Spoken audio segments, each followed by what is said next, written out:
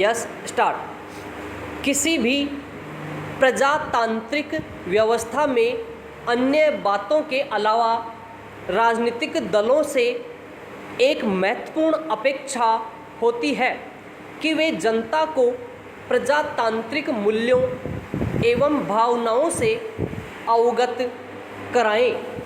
विशेषकर भारत जैसे देश में जहां अविकसित अवस्था में ही नागरिकों को विश्व के सबसे बड़े प्रजातंत्र का भाग्य विधाता बना दिया गया।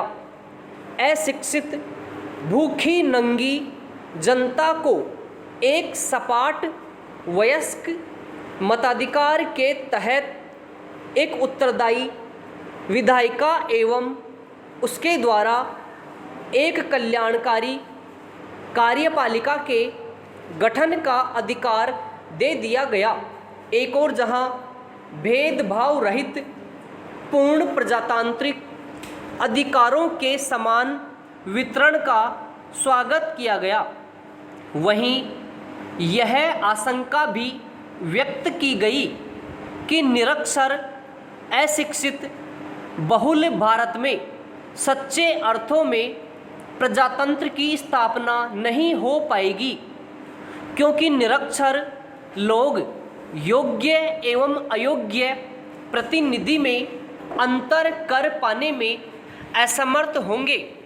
ऐसे में यह आशा की गई कि विभिन्न राजनीतिक दल निरक्षर जनता को प्रजातांत्रिक मूल्यों की दीक्षा देंगे, परंतु 1952 ईस्वी से 2014 तक 16 बार लोकसभा का गठन हो चुका है।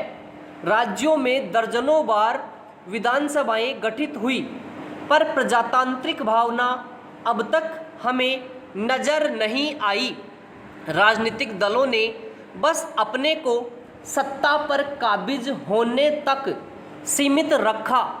जनता को शिक्षित करने के बजाय उसे बेवकूफ़ बनाने में रुचि लेते रहे।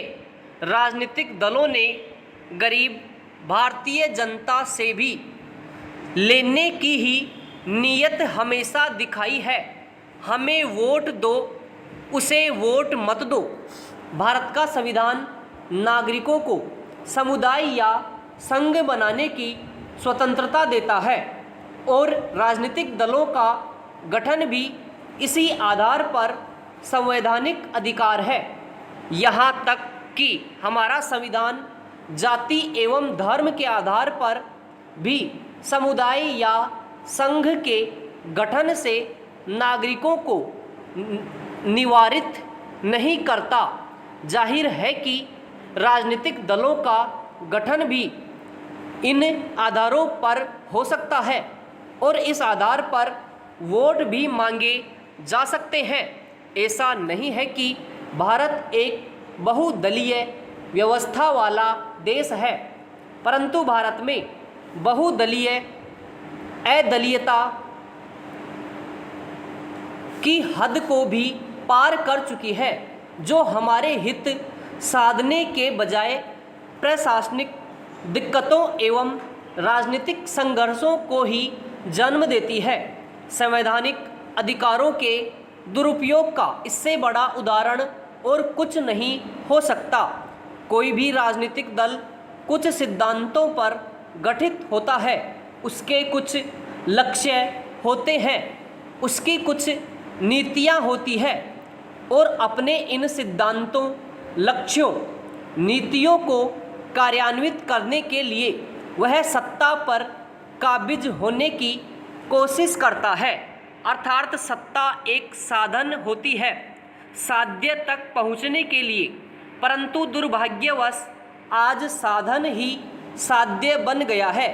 सारे सिद्धांत, सारे लक्ष्य और सारी नीतियां बस सत्तासीन होने के लिए दिख पड़ती है। 1996 ईस्वी के चुनावों के बाद से राजनीतिक गठजोड़ इस बात के स्पष्ट प्रमाण हैं। इससे पहले भी राजनीतिक गठजोड़ हुए थे, पर उतने निर्लज्जतापूर्ण नहीं जितने आज के हैं। समाप्त।